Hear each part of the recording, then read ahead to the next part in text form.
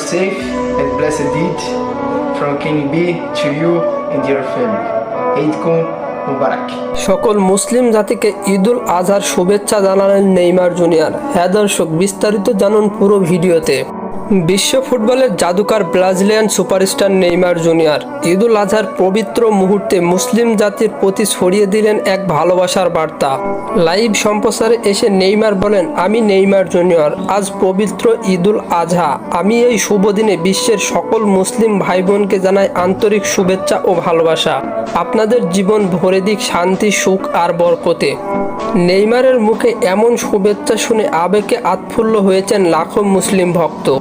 ঈদ মানে আত্মত্যাগ, ভালোবাসা ও ভ্রাতৃত্বের বন্ধন। এই দিনে একজন অমুসলিম তার হৃদয় উজাড় করে শুভেচ্ছা জানানোর যে উদাহরণ গড়লেন তা নিঃসন্দেহে ভালোবাসার অন্যান্য নিদর্শন। তিনি বলেন, ফুটবল আমাকে শিখিয়েছে কিভাবে সবাইকে সম্মান করতে হয়। ধর্ম হোক যেটাই, আমাদের ভালোবাসা যেন থাকে সমান। বিশ্বজুড়ে মুসলিম ভক্তরা নেইমারের এমন শুভেচ্ছা বার্তায় কৃতজ্ঞতা প্রকাশ করেছেন। সামাজিক যোগাযোগ মাধ্যমে ভেসে যাচ্ছে ভালোবাসার ঝর্ণাধারা।